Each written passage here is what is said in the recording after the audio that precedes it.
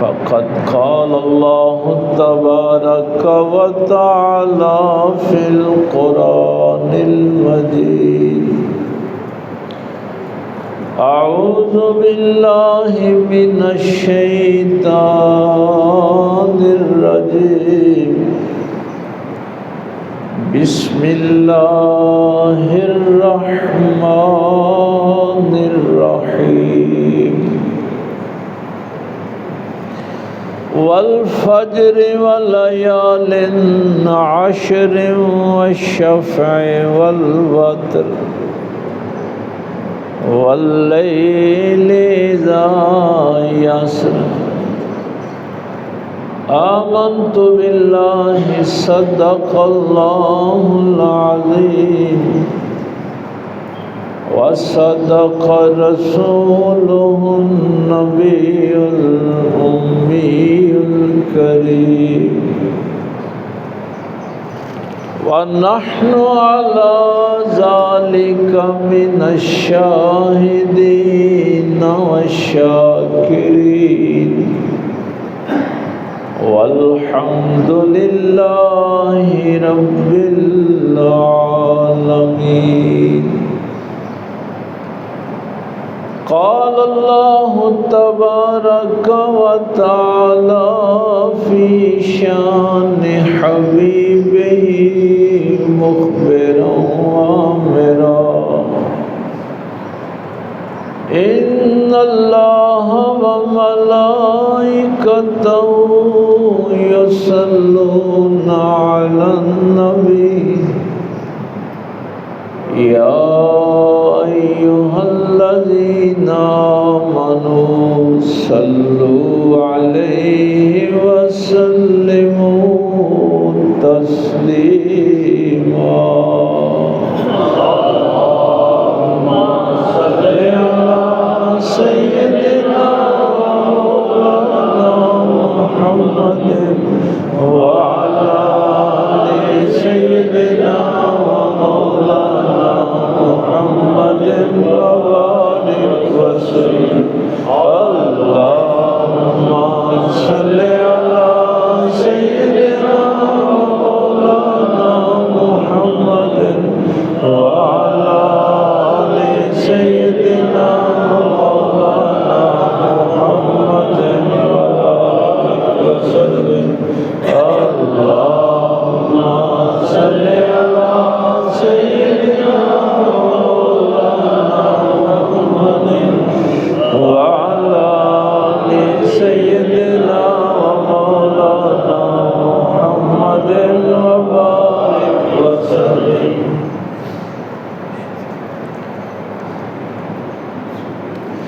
اللہ رب العزت کی حمد و ثنا کے بعد اور پاک پیغمبر صلی اللہ علیہ وآلہ وسلم کی بابرکت منزہ اور کریم ذات پہ ہدیہ درود و سلام پیش کرنے کے بعد نہایت واجب الاحترام علامہ محمد سعید صاحب، دیگر معزز سامعین، بزرگ و دوست و عزیز بھائیوں، ماہ ذی الحج اللہ تعالیٰ نے ہمیں ایک دفعہ پھر عطا فرمایا۔ شعب الایمان میں امام بہقی ایک روایت لے کے آئے ہیں کہ پاک پیغمبر صلی اللہ علیہ وآلہ وسلم نے فرمایا کہ دنوں اور مہینوں کے اعتبار سے رمضان المبارک سردار مہینہ ہے، لیکن عزت کے اعتبار سے ذی الحج سب سے بڑا ہے۔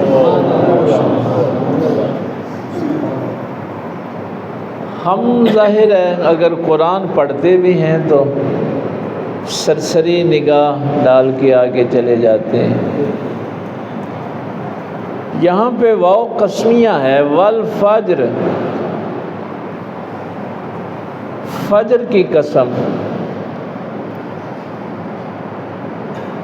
یہ عربوں کے ہاں اسلوب تھا کہ جب قسم اٹھاتے تھے تو اس بات کی نشانی ہوتی تھی کہ اس بات کے پیچھے کوئی بڑی عظمت ہے، اس لیے قسم اٹھائی جا رہی ہے۔ اب ذرا تھوڑا سا آپ تصور کریں، غور کریں کہ جب اللہ قسم اٹھاتا ہے تو وہاں ہم سرسری پڑھ کے کیسے آگے گزر سکتے ہیں؟ وہاں ہم کیوں نہیں رک کر سوچتے کہ وہ شے کتنی عظیم ہوگی جس کی خالق قسم اٹھا رہا ہے؟ جتنا غور و فکر کا حکم قرآن نے دیا ہے نا، کسی اور کتاب نے نہیں دیا۔ پھر باتیں اور بہت سی درمیان میں سے نکل آتی ہیں، اور میں کوشش کرتا ہوں کہ موضوع پہ ہی رہوں۔ غور و فکر اور سوال دونوں باتوں کا قرآن کریم نے کہا ہے نا، سوال کرو اور غور و فکر کرو، سوچ سمجھ کر آگے بڑھو۔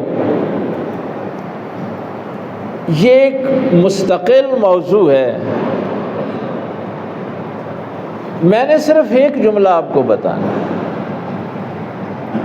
یعنی علوم القرآن میں 500 آیات بتائی گئی ہیں تقریباً، جو حکم کی آیتیں ہیں، جن میں احکامات ہیں، اس میں فرائض بھی ہیں، واجبات بھی ہیں، مکروہات بھی ہیں، حرام بھی ہیں، مستحبات، یعنی یہ سارے حکم جو ہیں یہ تقریباً 500 آیات ہیں۔ لیکن غور و فکر والی 700 آیات ہیں۔ میں جو جملہ آپ سے کہنے لگا ہوں، یہ اصل میں سقراط نے کہا تھا، یہ یونانی جس کو فلسفے کا بانی اور امام کہا جاتا ہے۔ اس نے کہا تھا سچ وہ نہیں ہے جو کوئی تمہیں بتائے، جو کوئی تمہیں بتاتا ہے نا وہ اصل میں سچ نہیں ہوتا۔ سچ وہ ہوتا ہے جو تم سوچو بچار کر کے اور سوال کر کے اخذ کرتے۔ اب دیکھیے کہ قرآن کریم نے ان دونوں چیزوں پہ کیوں فوکس کیا۔ یہ دو باتیں اس تعلیم میں ہوں گی جو تعلیم سچی ہوگی۔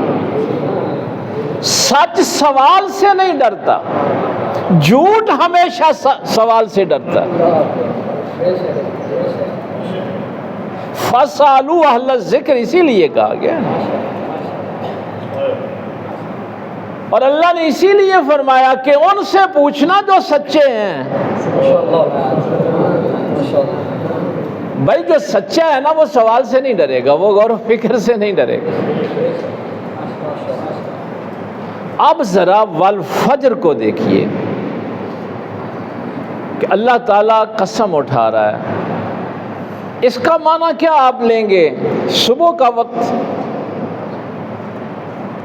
یہ بھی تو ایک مصیبت ہے نا، وہ جو میں ایک جملہ کہا کرتا ہوں کہ ترجمہ قرآن کی ترجمانی نہیں کرتا۔ ہمارے ہاں جتنے مسائل پیدا ہوئے ہیں وہ ترجمے کی وجہ سے پیدا ہوئے ہیں۔ اردو بہت کمزور زبان ہے، یہ عربی کا ترجمہ کر ہی نہیں سکتی، اور ترجمہ ہو جائے تو ترجمانی نہیں ہوتی۔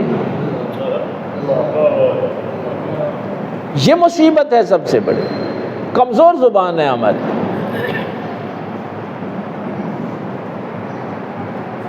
جب اللہ، اچھا یہاں پہ جو اقوال ہیں مختلف، میں کل جو تفاسیر دیکھ رہا تھا اور آج صبح بھی،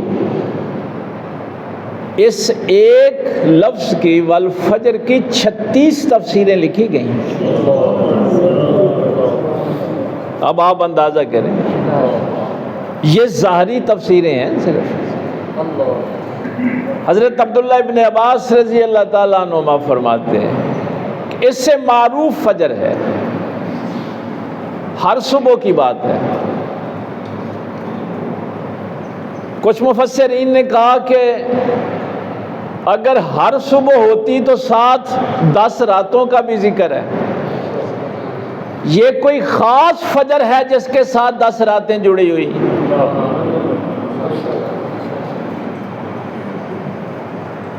کچھ نے اس کو یکم ذی الحج کی فجر کہا، کچھ نے محرم کے، اور کچھ نے رمضان المبارک کی، یہ مختلف چیزیں۔ آج ہم نے اس کو ایک اور زاویے سے دیکھنا ہے۔ اللہ تعالیٰ فرماتا ہے کہ فجر کی قسم، 10 راتوں کی قسم، جفت کی قسم اور طاق کی قسم، اور اس رات کی قسم جو گزرتی جا رہی ہے۔ یہ 5 قسمیں اٹھائی ہیں ایک فجر کے لیے۔ اب ایک بندہ مومن 5 قسمیں خالق کی دیکھ کے ایسے ہی پڑھ کے آگے گزر جائے گا؟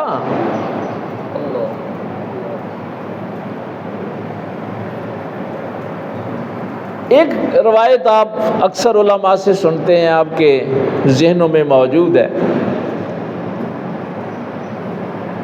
میرے پاک پیغمبر صلی اللہ علیہ وسلم نے فرمایا تھا کہ جب کوئی انسان ایک گناہ کرتا ہے تو اس کے دل پر ایک سیاہ نقطہ لگا دیا جاتا ہے۔ گناہ کو ضروری نہیں کہ آپ ہاتھوں سے، زبان سے، جسم سے، جب آپ بری نیت کرتے ہیں تو اس نیت کا بھی ایک برا نقطہ لگ جاتا ہے، بری سوچ کا بھی نقطہ لگ جاتا ہے۔ اگر وہ بندہ توبہ کر لے، معافی مانگ لے تو وہ نقطہ مٹا دیا جاتا ہے، اور اگر نہ کرے، دوسرا گناہ کرے، پھر دوسرا نقطہ، تیسرا، ایسا ایسا کیا ہوتا ہے، اس کا سارا دل سیاہ ہو جاتا ہے۔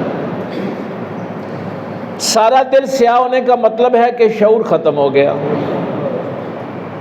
اب اس کو توبہ کی بھی توفیق نہیں ملتی۔ اب اپنے معاشرے میں دیکھتے ہیں نا کہ یار فلاں بندے نے بچے پہ اتنا ظلم کیا، بھائی وہ انسان نہیں رہا نا۔ اب یہ تو ہماری مذہبی جو روایت ہے وہ آپ کے سامنے رکھ رہا ہوں، پاک پیغمبر صلی اللہ علیہ وسلم کے حکم۔ آج کی سائنس پتہ کیا کہتی؟ چونکہ ہمارے بچے سائنس سے بڑے معروف ہوتے ہیں، سائنس یہ کہتی ہے کہ اگر آپ نے زندگی کے فلسفے کو سمجھنا ہے، خصوصاً ہماری فزکس والے، تو وہ کہتے ہیں کہ ہر چیز انرجی ہے۔ وائبریشن میں، فریکوینسی میں، ہر جگہ آپ کو انرجی نظر آئے گی۔ انرجی منفی بھی ہوتی ہے، مثبت بھی ہوتی ہے۔ جب آپ منفی کام، گناہ والے کام کرتے ہیں تو ایک سیاہ دیوار کی فریکوینسی تمہارے ارد گرد کھڑی ہونا شروع ہو جاتی ہے۔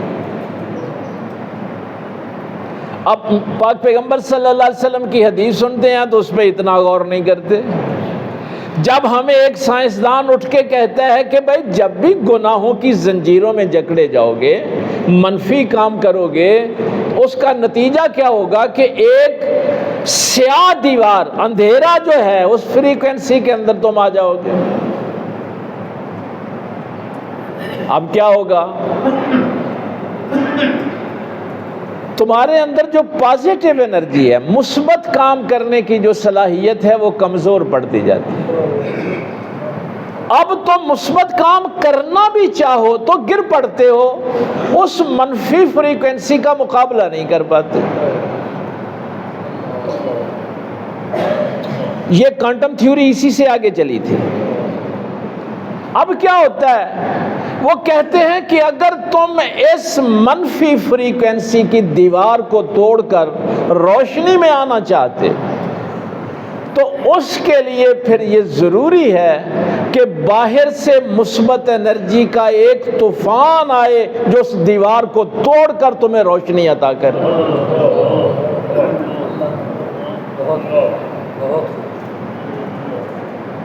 اب فے، جیم اور رے، قرآن کریم میں اس مادے کے ساتھ جب بھی یہ لفظ فجر آئے گا، اس کا معنی صبح نہیں ہے، اس کا معنی ہے ظلمتوں کو پھاڑ کر روشنی دینے والا۔ نعرہ تکبیر، نعرہ تکبیر، نعرہ رسالت، نعرہ رسالت، نعرہ حیدری، علماء اہل سنت۔ اب جس کی اللہ قسم اٹھا رہا ہے، تم پھنس گئے ہو، غم کا اندھیرا، دکھ کا اندھیرا، گناہوں کا اندھیرا، مایوسی، ڈپریشن، یہ سب کچھ کیا ہے؟ یہ منفی انرجی ہے۔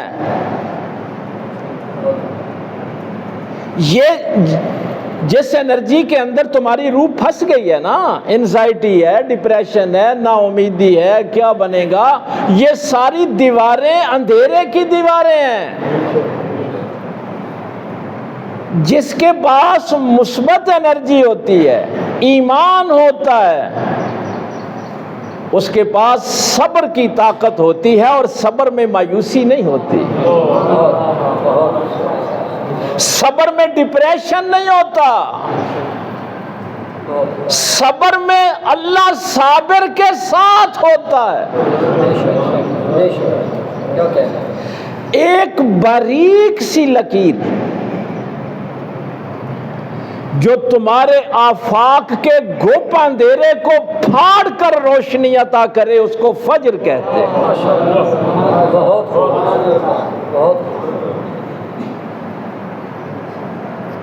اس فجر کی اللہ قسم اٹھا رہا ہے کہ دیکھو، ان 10 دنوں میں وہ جو آسمانی انرجی ہے،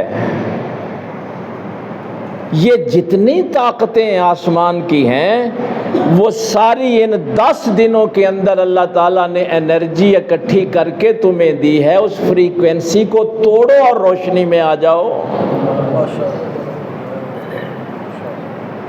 ایک دراڑ تو پیدا کرو اس مایوسی کے اندر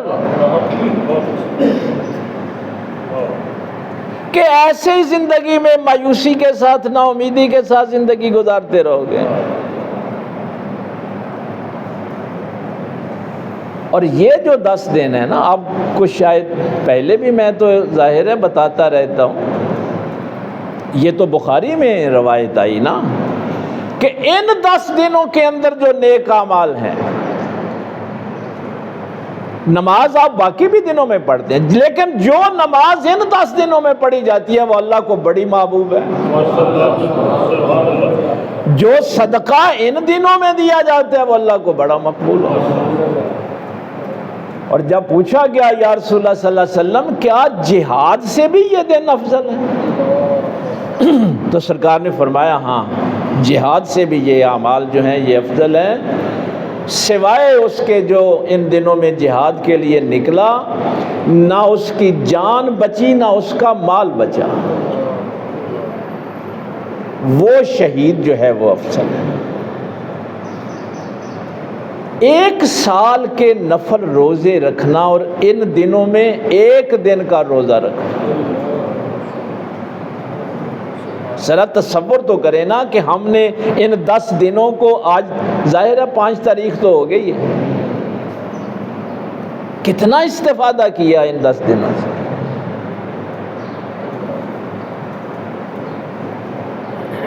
یہ ہے ہمارا تعلق قرآن کے ساتھ، اللہ کے احکامات کے ساتھ، اور یہ 10 دن وہ ہیں اللہ غنی جس میں اسلام کی یہ 5 بنیادیں اکٹھی ہو جاتی ہیں، کلمہ توحید، نماز، روزہ، حج، زکوٰۃ، قربانی، یہ ساری طاقتیں ایک جگہ اکٹھی ہو جاتی ہیں۔ اب دیکھیں کہ یہ مثبت فریکوینسی جو ہے اللہ تعالیٰ آسمانوں سے کتنی نازل فرما رہا ہے۔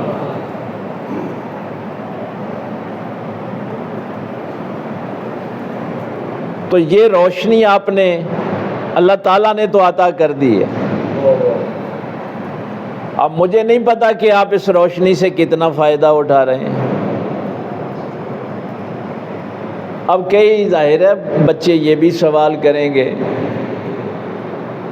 کام کو مشکل نہیں ہے، نماز فرض ہے، قربانی کے متعلق تو اختلاف ہے کہ واجب اور سنت ہے، کچھ واجب کہتے ہیں کچھ سنت کہتے ہیں، نماز وقت پہ پڑھنی، کوئی ایک سجدہ رات کو جو دوسرے سجدوں سے ذرا لمبا ہو، کوئی ایک ندامت کا آنسو، کوئی ہر روز کا چھوٹا سا صدقہ و خیرات، پھر قربانی، اور پھر یوم عرفہ کا 9 کا روزہ۔ تمہیں کیسے پتا چلے گا کہ یہ جو اللہ تعالیٰ نے مجھے فجر کی صورت میں ایک فریکوینسی عطا کی تھی پازیٹیو انرجی کی، وہ مجھے ملی کہ نہیں ملی؟ بھائی سوال تو یہ ہے نا کہ میں نے نمازیں پڑھی، قربانی کی، روزہ رکھا، اب میں احتساب کرنا چاہتا ہوں کہ کیا وہ روشنی مجھے مل گئی جس فجر کی اللہ نے قسم اٹھائی تھی؟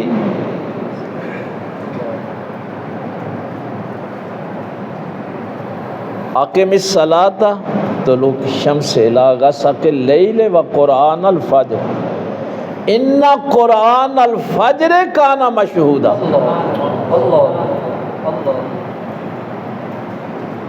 یہ فرشتے فجر کے وقت جب تم قرآن پڑھتے ہو تو فرشتہ اصل میں نوری ہے نا، تو نور پازیٹیو انرجی کو کہتے ہیں۔ یہ پازیٹیو انرجی جو صبح کے فجر کے وقت تم قرآن کی تلاوت کرتے، ان قرآن الفجر کان مشہودا۔ آیت تو آپ پڑھتے رہتے ہیں، اس پہ غور نہیں کرتے۔ اب کیسے پتا چلے کہ یہ انرجی مجھے ملی کہ نہیں ملی؟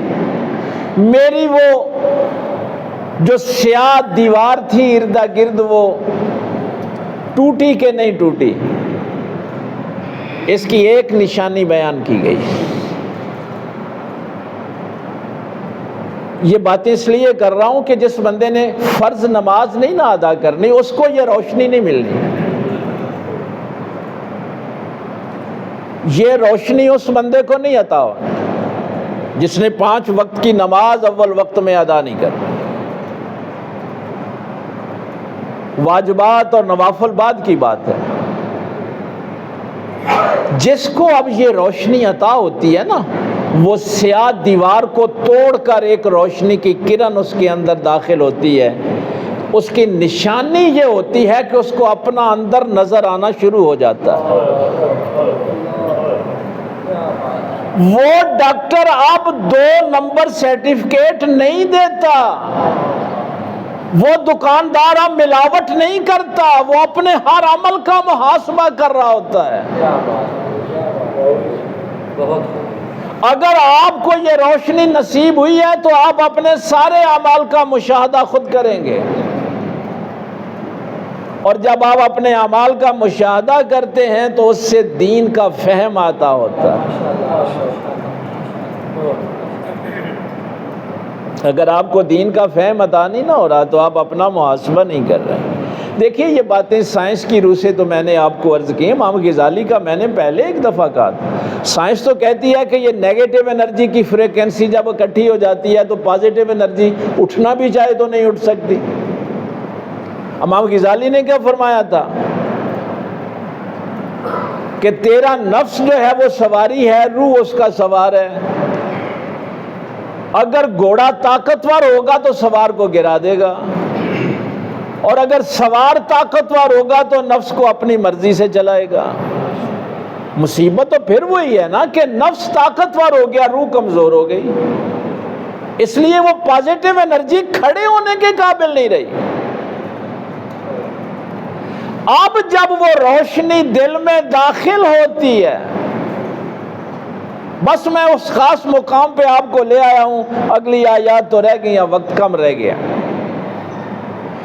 وہ پازیٹیو انرجی جب دل میں داخل ہوتی ہے، روشنی عطا ہوتی ہے، انسان اپنا محاسبہ کرتا ہے، تو پھر یہ جسم گھسیٹ کر مسجد میں نہیں آپ کو لے جانا پڑتا، آپ شوق سے نماز پڑھتے ہیں۔ پھر وہ جو قرآن کہتا ہے تتجافی جنوبہم عن المضاجع، جسم چاہ رہا ہوتا ہے سو جا، سحری کا وقت ہوتا ہے، جسم سونا چاہتا ہے، لیکن وہ روشنی تجھے بستر سے جدا کر کے نماز کے لیے کھڑا کر دے، پھر جسم گھسیٹ کر نہیں لانا پڑتا۔ یہ وہ کیفیت ہے، شاید میں نے پہلے بھی کسی موقع پہ آپ سے کہا ہو، لفظ قربانی جو ہے نا، یہ لفظ قربانی یہ ان لوگوں کی سمجھ میں آتا ہے جو اللہ کا قرب چاہتے ہیں۔ قرب کبھی بھی قربانی کے بغیر ملتا ہی نہیں۔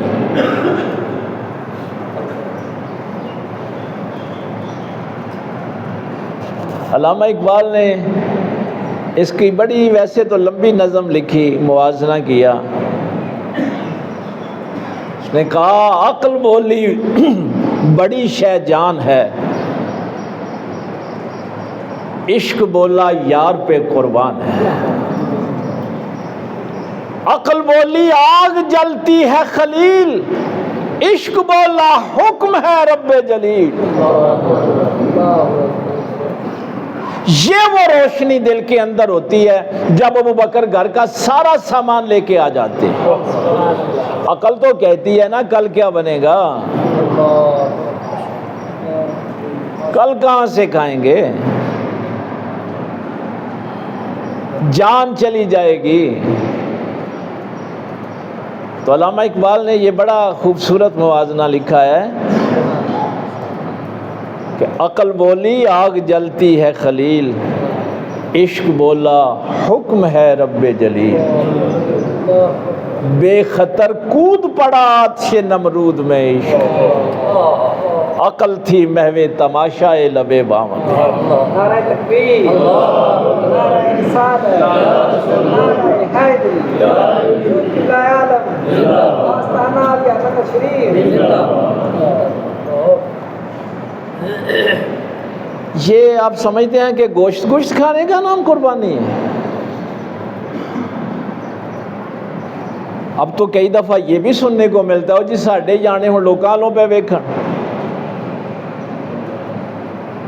یہ تو قربانی کا فلسفہ ہی نہیں ہے۔ جسے آپ قربانی سمجھ رہے ہیں نا، یہ قربانی کا فلسفہ ہی نہیں ہے۔ یہ تو وہ روشنی ہے، پازیٹیو روشنی ہے جو آپ کے دل میں داخل ہوئی اور آپ کو اپنے اللہ کی معرفت حاصل ہوئی، اور آپ کو پتہ چل گیا کہ نہ مال میرا ہے نہ جان میری ہے۔ یہ تو اس کی مہربانی ہے کہ مال بھی خود دیا، جان بھی دی، اور اب کہہ رہا ہے کہ اس میں سے کچھ قربانی کر دے۔ لیکن ساتھ واضح فرما دیا لن ینال اللہ لحومھا ولا دماؤھا، اللہ کی بارگاہ میں یہ گوشت نہیں پہنچتا، یہ خون اللہ کی بارگاہ میں نہیں پہنچتا۔ وَلَٰكِن يَنَالُهُ التَّقْوَىٰ، اللہ کی بارگاہ میں تو تیرے دل کا تقویٰ پہنچتا ہے۔ آج میں ایک اور اینگل سے تقویٰ عرض کروں، تقویٰ ایک اور اینگل سے۔ ایک تو میں نے آپ کو بتایا تھا نا کہ اللہ کا لحاظ کرنا، تقویٰ کیا ہے کہ اللہ کے حکموں کا لحاظ ہو، حیا ہو آپ کے ذہن میں۔ ایک تقوی کا مفہوم یہ بھی ہے کہ اللہ تمہیں جہاں کھڑا دیکھنا چاہتا ہے تم وہیں کھڑے رہو، اور جہاں نہیں دیکھنا چاہتا وہاں تم نے کھڑے نہیں ہونا۔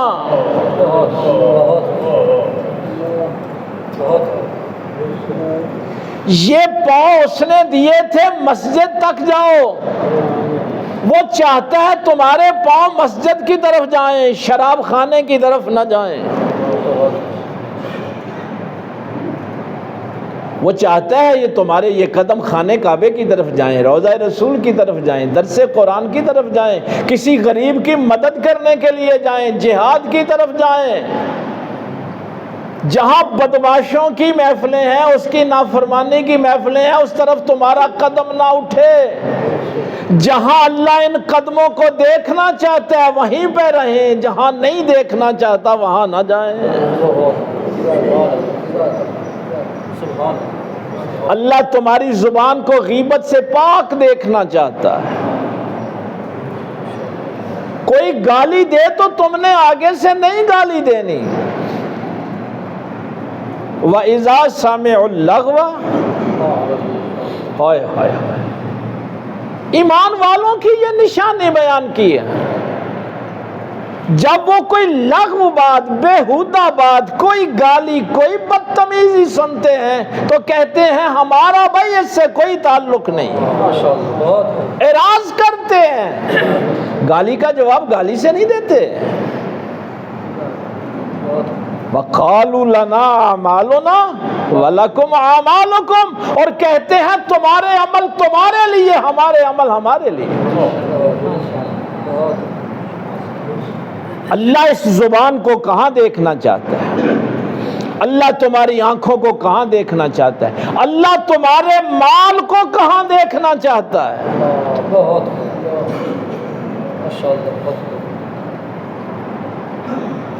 دیا بھی اس نے خود ہی ہے، لیکن کیا کریں، وہ بات پھر میرے ذہن میں آ گئی۔ وہ ظاہر ہے ہر سال ہی یہ کٹا کھل جاتا ہے کٹے کی قربانی کا۔ ہم نے تو بڑی دفعہ اس کا جواب بھی دیا ہے، الحمدللہ لوگوں نے استفادہ بھی کیا۔ کل پرسوں بھی ایک جگہ بات ہو رہی تھی تو میں نے کہا کہ مصر والوں سے پوچھو، وہاں بھی قربانی ہوتی ہے، وہاں کا بھی اختلاف ہوا ہے کٹے کی قربانی کا؟ وہ بچے پڑھے لکھے تھے، وہ گوگل پہ سرچ کر لیتے ہیں، انہوں نے کہا جی نہیں وہاں تو کوئی نہیں ہے۔ بھائی عراق میں بھی ہوتی ہے کٹے، وہاں ہوا نہیں ہوا؟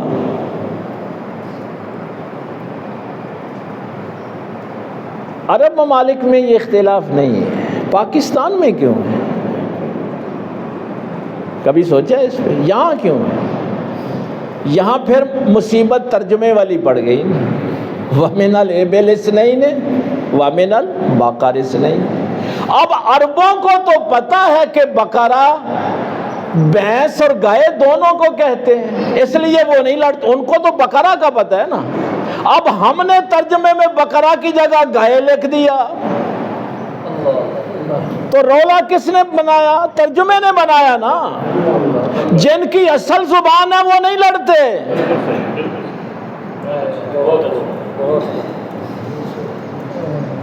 اب مصیبت کیا تھی کہ اردو میں بقرہ کا ترجمہ ہو نہیں۔ میں نے پچھلے سال بھی یہی بات کی تھی نا کہ معنی کہاں سے دیکھیں گے؟ لغت سے دیکھیں گے۔ تو لغت میں کیا ہے کہ جاموس جو ہے یہ بکر کی نوع ہے۔ عرب نہیں لڑتے، ان کو پتہ بقرہ کسے کہتے ہیں، لیکن یہ جو جاہل ہیں جنہوں نے صرف ترجمہ پڑھا ہے کہ بقرہ گائے کو کہتے ہیں، وہ انہوں نے لڑنا شروع کر دیے۔ اگر کاش ان کو بقرہ کا پتہ ہوتا تو کبھی بھی نہ لڑتے۔ تو اب وہ جملہ یاد ہے نا جو میں کہا کرتا ہوں، وہ لڑیا نہ کرو، اپنے علم سے اضافہ کر لیا کرو۔ اور بھائی علم میں اضافہ کریں گے تو جھگڑا ختم ہو جائے گا۔ اللہ جہاں تمہیں کھڑا دیکھنا چاہتا ہے وہی کھڑے رہنا، جہاں نہیں دیکھنا چاہتا وہاں پہ نہیں ہونا، یہ تقویٰ ہے۔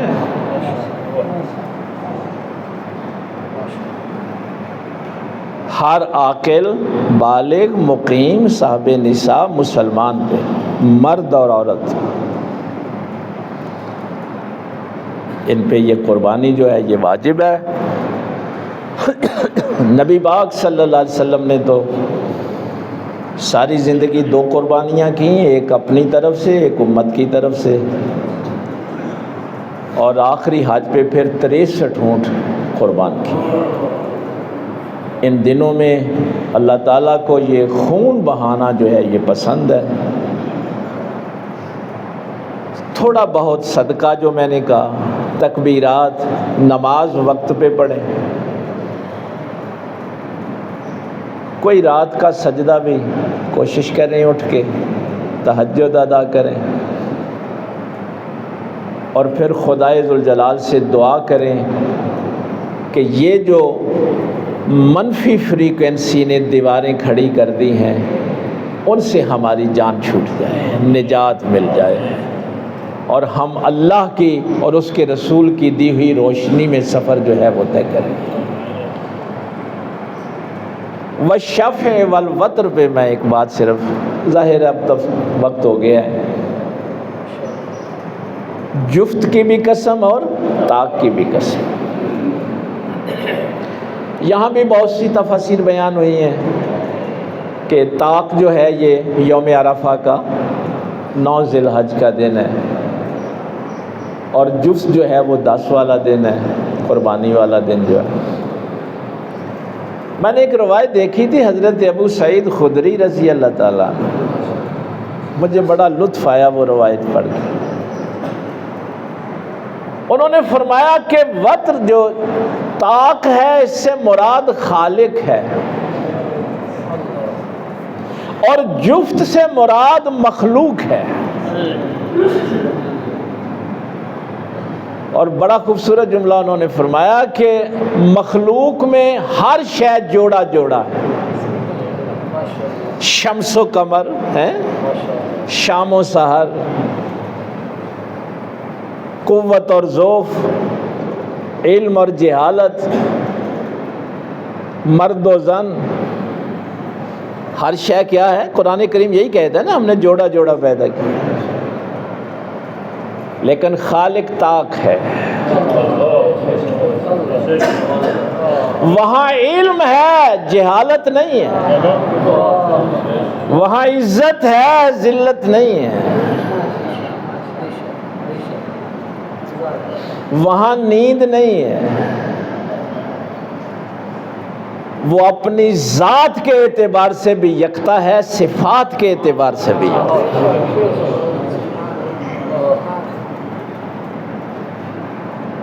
اور وہ جو میں پہلے عرض کر رہا تھا، اعلیٰ حضرت نے وہ ایک جملہ لکھا نا اپنی شاعری میں کہ عزت بود ذلت پہ لاکھوں سلام۔ اب بندہ جاہل تھا، اس کو پڑھنا نہیں آتا تھا، اس نے کہا دیکھو جی اعلیٰ حضرت نے بے ادبی کر دی تھی۔ وہ کہہ رہے ہیں کہ عزت بعد ذلت، یعنی نبی پاک کو ذلت کے بعد اللہ یعوذ باللہ جو عزت ملی اس پہ سلام۔ اب جہالت ہے نا، جو بندے اردو نہیں پڑھنا جانتے اس کو بعد اور بود کے معنی کا ہی نہیں فرق کا پتہ، وہ بود کو بعد پڑھ رہا تھا۔ اعلیٰ حضرت نے کیا لکھا ہے؟ بود ذلت۔